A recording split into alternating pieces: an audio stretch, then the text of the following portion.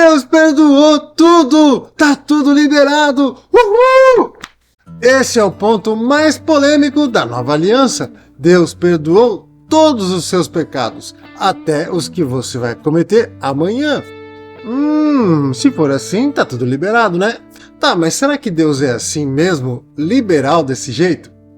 Vem comigo nesse vídeo rápido e a gente vai descobrir que história é essa. E vamos descobrir aqui, ó, na Bíblia, o que Deus quis dizer. Falando nisso, essa é a quarta promessa da nova aliança. A aliança superior, que tem promessas superiores. E a gente já falou em vídeos anteriores das 3 primeiras promessas. Vou deixar o link aqui na descrição para você ver depois, tudo bem? Ei, se você ainda não se inscreveu, se inscreva aqui no canal e ative as notificações, porque nós ainda temos muitos assuntos para falar sobre o reino de Deus. Agora vem comigo e vamos descobrir se está mesmo tudo liberado. Vamos lá? Essa promessa foi feita por Deus através do profeta Jeremias. Em Jeremias 31:34, o texto diz: Porque todos me conhecerão, desde o menor até o maior deles, diz o Senhor. Pois perdoarei as suas iniquidades e dos seus pecados jamais me lembrarei. Veja que esse texto mostra que as nossas iniquidades e os nossos pecados impedem que a gente conheça a Deus. Então só é possível a gente conhecer mesmo a Deus se Ele perdoar as nossas iniquidades e se esquecer dos nossos pecados. Pegou? Para entender isso é importante a gente conhecer o significado das palavras iniquidade e pecado. Vamos ver?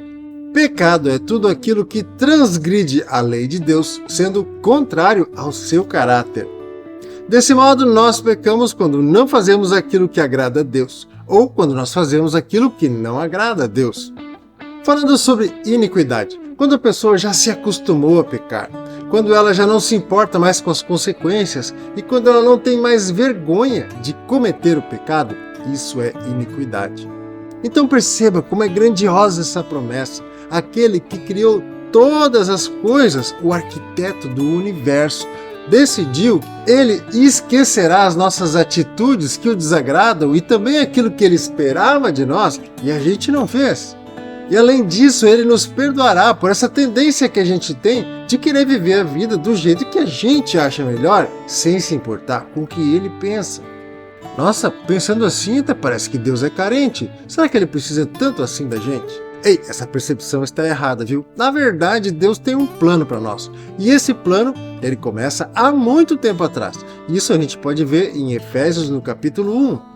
Porque Deus nos escolheu nele antes da criação do mundo para sermos santos e irrepreensíveis em sua presença. Em amor, nos predestinou para sermos adotados como filhos por meio de Jesus Cristo, conforme o bom propósito da sua vontade, para o louvor da sua gloriosa graça, a qual nos deu gratuitamente no amado. Nele temos a redenção por meio de seu sangue, o perdão dos pecados, de acordo com as riquezas da graça de Deus, a qual ele derramou sobre nós com toda a sabedoria e entendimento. Esses 4 versículos que a gente leu mostram o grande plano de Deus para nós. Veja só. Primeiro, antes de criar o mundo, Deus nos amou e nos escolheu. Ou seja, nós fomos predestinados. Predestinar significa determinar o destino previamente, entende? Deus nos escolheu para nos adotar como filhos. Essa sempre foi a sua vontade para nós. Não porque nós merecemos, né? Mas para que todos saibam que Ele é bom e amoroso. Como funciona esse processo de adoção? Deus, em toda a sua sabedoria e entendimento, entregou à morte o seu Filho Jesus Cristo para poder perdoar os nossos pecados. Isso porque, lá no Antigo Testamento, Deus determinou que deveria haver derramamento de sangue para perdão de pecados, sangue de animais. Só que os sacrifícios dos animais não produziam perdão definitivo pelos pecados. Então, ano após ano, novos animais eram sacrificados para que os pecados do povo fossem perdoados. Mas o sangue de Jesus, que foi derramado naquela cruz, foi mais do que suficiente para que todos os nossos pecados fossem perdoados. É isso que a Bíblia diz, que Jesus foi o sacrifício perfeito e suficiente por nós. Qual é o pré-requisito? Acreditar. Apenas acreditar nessa boa notícia. Aleluia! Isso é graça de Deus sobre nós. Então é só isso? Crer em Jesus Cristo significa que todos os meus pecados estão perdoados? Sim e não. Significa que os seus pecados anteriores até o dia que você creu estão perdoados e que Deus tem uma disposição para perdoar os pecados que você ainda vai cometer. Ou você não tem pecados? Ei, cuida com isso, viu? A Bíblia diz que quem afirma que não tem pecados está mentindo. Então sim, eu e você somos pecadores, seja em atitudes, seja em pensamentos. Mas não é por isso que nós devemos continuar pecando, veja só. Pois bem, uma vez que a graça nos libertou da lei, quer dizer que podemos continuar pecando? Claro que não. Vocês não sabem que se tornam escravos daquilo que escolhem obedecer? Podem ser escravos do pecado que conduz à morte, ou podem escolher obedecer a Deus, que conduz à vida de justiça. Meu Deus, e agora? Somos pecadores, mas não podemos mais continuar pecando? O que fazer? Já vou dar a direção correta do que fazer e vai ser agora. Se afirmamos que não temos pecados, enganamos a nós mesmos e não vivemos na verdade. Mas se confessamos nossos pecados, Ele é fiel e justo para perdoar nossos pecados e nos purificar de toda injustiça.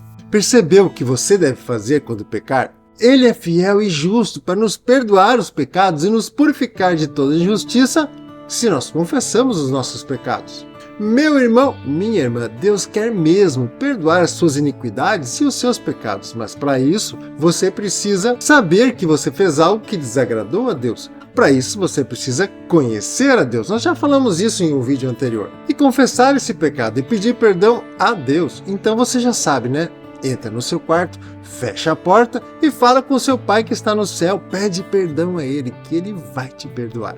Simples, né? Não precisa dar dinheiro para ninguém, nem fazer campanha na igreja, nem subir no monte, nem fazer jejum. Também não precisa se confessar com algum líder espiritual, só se você quiser. Mas, se você se sentir à vontade, faça isso, porque vocês podem orar juntos e Deus vai trazer cura para sua vida. É isso que a Bíblia diz. Meu irmão, minha irmã, viu como é simples? Deus te ama tanto que chegou a entregar o seu próprio filho à morte só para que você faça parte da sua família celestial. E o primeiro passo é esse. Veja, se você declarar com sua boca que Jesus é Senhor e crer em seu coração que Deus o ressuscitou dos mortos, será salvo.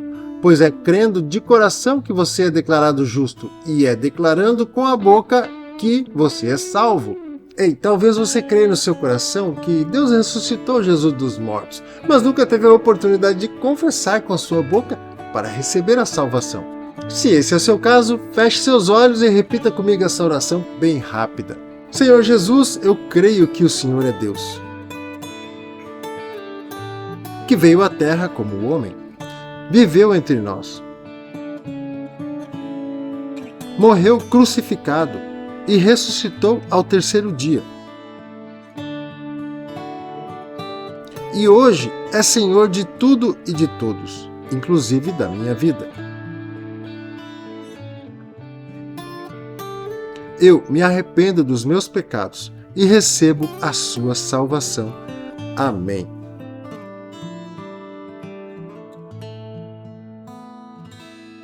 Meu irmão, minha irmã, se você fez essa oração pela primeira vez, saiba que agora, nesse momento, os anjos no céu estão felizes por você e eu também. Então deixe um comentário aqui no vídeo dizendo Jesus é Senhor e eu ficarei ainda mais feliz. Ei, e sobre o seu dia a dia, quando a gente dá aquela tropeçada e faz aquilo que desagrada a Deus, entristecemos o coração dele, você já sabe o que fazer, né? Entra no teu quarto, fecha a porta, fala com o teu pai que está nos céus e pede perdão a ele, se arrependa do seu pecado, porque ele vai te perdoar. Aleluia! Ei, se você ainda não se inscreveu, se inscreva aqui no canal e ative as notificações, porque nós temos muitos assuntos para falar sobre o reino de Deus. Que Deus abençoe a sua vida e a sua família, em nome de Jesus. Um grande abraço e até o próximo vídeo.